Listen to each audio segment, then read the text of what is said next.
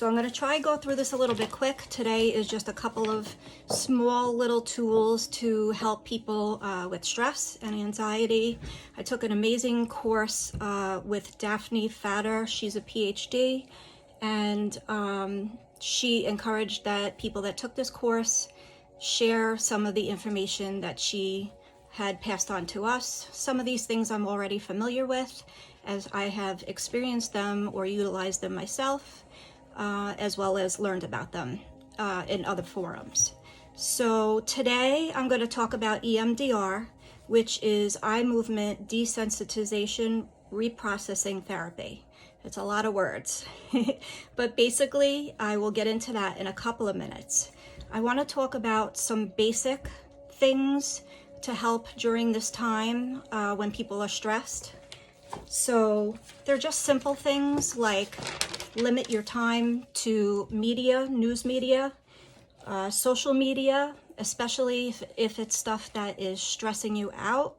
You definitely don't want to start your day listening to or watching those kinds of things. And you definitely do not want to watch that stuff or listen to it or scroll through before you're going to bed. So you have an ample time during the day, but make sure that you commit the beginning of your day and the end of your day to not engaging with media, regular media, news, or social media. All right, that's just a simple basic thing. And the time of day is really important because how you're starting your day and how you're ending your day is definitely obviously going to affect your stress levels. Okay, so today, as I mentioned, we're going to talk about EMDR, which is eye movement desensitization reprocessing therapy. I'm going to just talk about trauma for a minute. It's an experience that someone has that causes a person to develop beliefs about themselves or the world, and also kind of affects how they behave in ways that are not skillful. There are two types of trauma. There are big T traumas, and those are the types of traumas that affect people dramatically, such as war, assault, rape, sexual abuse, disasters, accidents, and losses. The small traumas are things that kind of give somebody a lesser sense of their self-confidence or self-efficacy. Example, this might be things that somebody experienced in their childhood that could affect low self-esteem. So if you were called ugly or fat as a child, those are smaller traumas that people do experience that affect them later on in life. Both traumas, the big T and the little t, or big trauma, little trauma, both are things that induce stress as they're stored away in our memory and usually affect us in different ways. So EMDR is just a small way of helping people to move past stress and to move past traumas that they may have. And so it's basically encouraged. I'm just going to go through this like quickly. I'm not going to get into this whole scientific thing only because I really want to just present the tools. They definitely are helpful and they definitely work, and I want people to be able to utilize them. Then if I had to do like a course really getting into the scientifics of it, I would, but I'm just giving you the basics. So in EMDR, you're focusing on a target that is related to the trauma, the memory. It could be an image, a belief, and then basically you're attempting to stimulate that memory in the network where it's stored in your brain. Then you add on alternating eye movement or bilateral stimuli, basically to reduce or you're going to be accelerating the thought process of that trauma. And basically, EMDR works on the left and right side of the brain. I experienced it years ago as I had an accident that was a very bizarre kind of an accident. I did not think that I was going to have any effects as a result of it, but shortly after, I had been showing signs of PTSD, and a colleague that I had worked at had kind of pointed it out to me that she didn't think it was normal, that I kind of thought it wasn't a big deal, this accident. And I didn't get hit by a car, nor did my car get hit, but a friend of mine, his car window got smashed by a bus, and all of the glass went flying into my face. And it was very quick. The bus was flying down a street. I didn't think anything of it, but I had some cuts and lacerations on my face, and it was bleeding. And within, like, I don't know, maybe a weekish, 2, I had been experiencing some anxiety. And so I looked to seek different types of treatments. Some things helped and some didn't. And I sought out a practitioner who provided EMDR. And the type that she provided used lights that you would watch and also sounds that you would hear. So the lights would be on a bar, lighting from the left to the right, and also the sounds in the headphone were going from left to right. And as I focused on the actual event of what happened, we would process or go through what happened at that time, and we would rate how that experience was, maybe from 1 to 10, 1 being low, 10 being really high. And then over and over, as you reintroduce a thought or something related to that, you are basically continuously measuring until you get from, let's say, anywhere from an 8 to a 10 to anything lower, 3, 1, 0, if you can get, down pretty low. And it was pretty helpful and successful for quite a period of time. So I am not going to be doing that today because I don't have that equipment, but I am going to show you some basic things that people can do on their own, which is very similar, and it's the same concept of EMDR. And you'll be able to utilize these at home. Children can do this, teens can do this, and adults of all ages can do this. It's not really complicated, and they're good tools to be able to use to help, especially when you're stressing, or also when you feel good and you want to strengthen that feeling of feeling good. So it's tools for both, okay? So one of the first bilateral stimulation techniques that I was taught by Daphne was something called a butterfly hug. It's really cute. I love how the concept is of you're kind of having a butterfly hug yourself, but it's actually you hugging yourself. So you're going to take your hands and you're going to cross over and connect your fingers. You are going to bring that, where the indentation in your throat is, you're just going to come down a little bit so that your palms can rest on either side.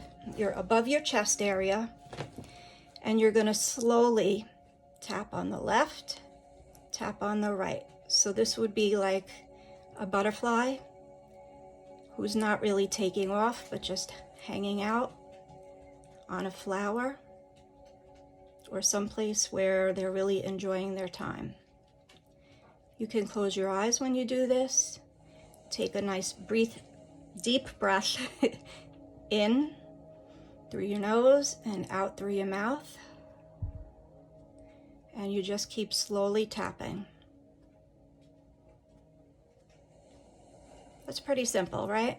A kid could do this a lot. Kids love this because a butterfly hug, hello, who doesn't love butterflies? Kids love them.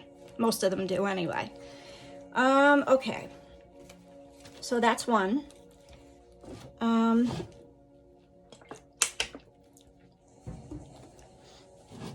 So another one is called resource tapping, and it's basically similar. You can utilize the butterfly technique again.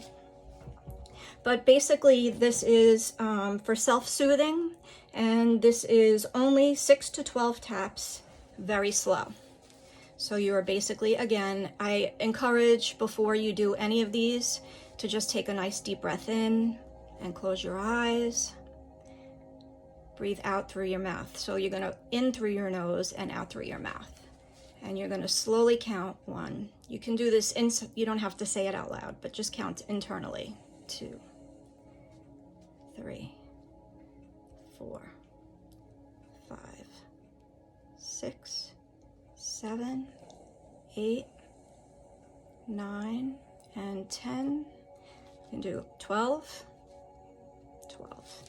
Okay, so bilateral is opposite sides, and you're stimulating the alternate sides and working the level down. So when you focus on your breath and you pay attention to your breathing, when you're breathing, you're inhaling, and when you're exhaling, you are slowing down anxiety, you're slowing down your stress. Okay. Okay, there's another one, another bilateral stimulation, which I want to be able to show you, but I can't hold the phone and do it at the same time. But basically, you see the side of my knee, and you would tap alternating on either side of your knee. Left, and right. Again, this would be slow. Sorry for that shaking. It would be slow, and the knee basically is connected, the side of the knee is connected to major meridians on the body, and that's why that area would also work. So you would do slow tapping. You can utilize that on the knee, or you could do it could be butterfly, or you could just do it like this. And in adding the slow tapping, you could also do a grounding technique, right? So a grounding technique is a basic thing. I think I've actually shared this and posted on Instagram before, and it does transfer over to Facebook. And a grounding, this is a simple, basic technique that anybody could use anywhere at any time. It's definitely encouraged if someone's having a panic attack, if someone is stressing out, at any time, really, or if you're starting to feel yourself getting anxious, nervous, this would be a good time to utilize grounding. So you can definitely close your eyes and tap, maybe do 6 taps, right, slowly on the side of the knee. But close your eyes for this, and you're going to inhale through your nose and exhale through your mouth. And as you do your 6 taps slowly, with your eyes closed, when you get to the place where you feel a little bit more comfortable, you can open your eyes, and you are going to look for 5 things that you can see. So quickly, 5 things that you see. Like in here, I see a picture, I see a hat, I see blinds, I see a lamp, I see coral, and I see some citrine. Next would be 4 things that you could feel. I feel the lycra on my leggings. I feel the rough coral. I feel the smooth glass on the picture. I feel the rough texture of the hat. 3 things that you can hear. So I have on a very low, light HTZ music in the background. So you might be able to hear that. You might hear cars passing. You might hear somebody next door talking. Whatever it is that you hear. Maybe you just hear silence. 2 things that you could smell. I smell air freshener. I smell fresh air. And 1 thing that you could taste. If you have something around, maybe water. Okay. Also, for a quick second, I want to talk about this tapping that can be utilized for people that have ADHD, geared more towards kids. Simple things, especially if their attention may not be held for quite some time. Kids can do similar tapping utilizing a ball, like bouncing a ball. And let's think about like a volleyball or the balls that we used to use in school, you know, that you could bounce. And a bounce, you know, one up and down would be one bounce. And that also is a form of tapping. And kids enjoy that kind of stuff. You know, it's kind of similar to that stimulation. They could do high fives with a parent.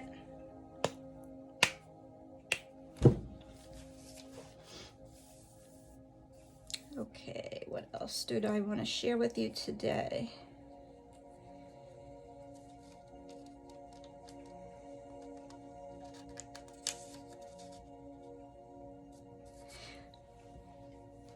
Okay, so the slow tapping can also be utilized. This is going to be the last thing that I'm going to share just for today. I have a lot more tools and stuff that I do want to share with you guys. I'm going to do another video on that, and hopefully I could do it actually live once I figure out why the connection wasn't working. So the last thing that I want to talk about is slow tapping with relational resources. So what that means is something you would think about that is a positive and pleasant experience in your life. So if you had a protective figure or person in your life, or if you had somebody that was nurturing, a nurturing figure in your lifetime, someone who is wise or somebody that you've always looked up to, you may want to think about that type of person and consider that like a resource team. So you may want to have a couple of those people. You might have a few, you might only have one or two. That's okay, it doesn't really matter. If there's somebody that you looked up to, like an actress or somebody positive, you can think of even those types of people. And you can implement the slow tapping. So this way, the butterfly, or just the slow tapping, or on the side of the knee.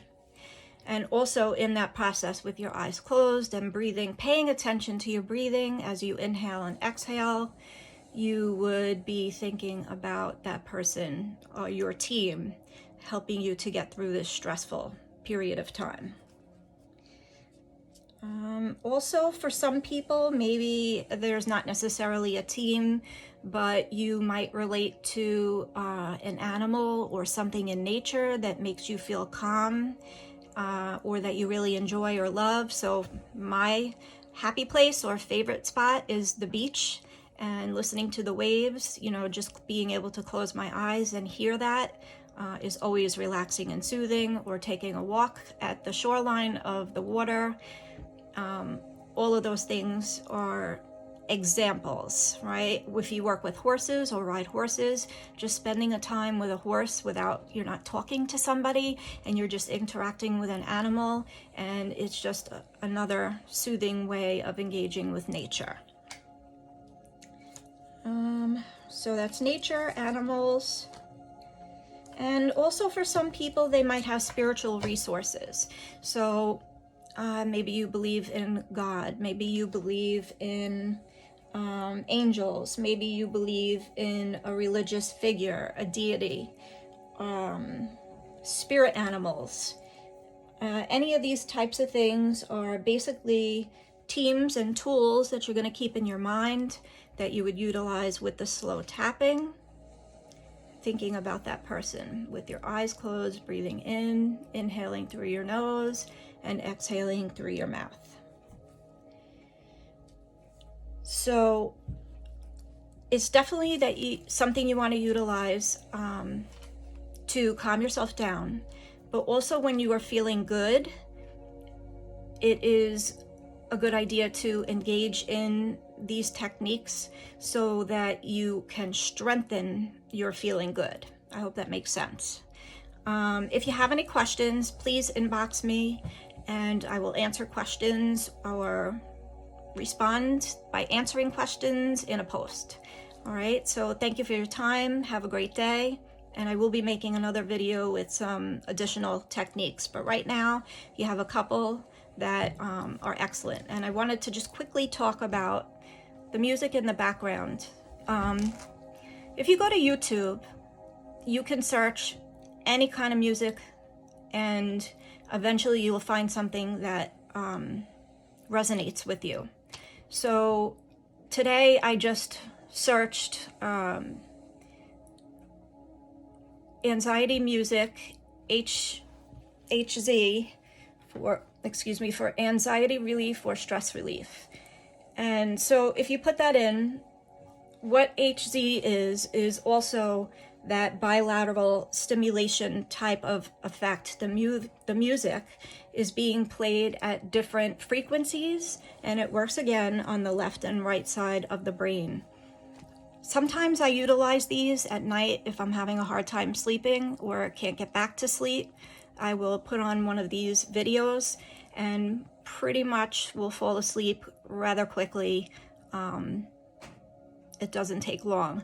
So I highly, highly, highly recommend, doing search for HZ music.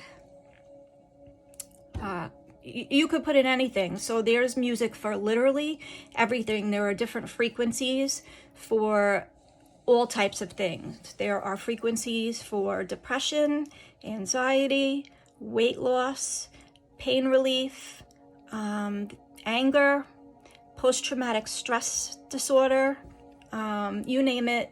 If you want to do weight loss, they have so many frequencies that you could listen to, but just get yourself familiar with it on YouTube. It's free, and I love that as a tool because it is definitely relaxing, and those I utilize at night, or sometimes if I just want to spend time meditating, I will utilize a meditation. You can search meditations in there. But I like the music because it works again on the left and right side brain. Also, crystals. I showed you before a citrine. All different crystals have different meanings. I love the heart-shaped crystals. This is carnelian, and this is fluorite. You can see that gorgeous color in there. These are nice just to hold on to. It's kind of like those fidget tools that they came out with not that long ago. But crystals have a little bit of a deeper meaning and feel good, like different ones that you utilize for different people feel pretty good. You can use this on your heart chakra, and this will help to release some stress and some anxiety, things that you might be struggling with.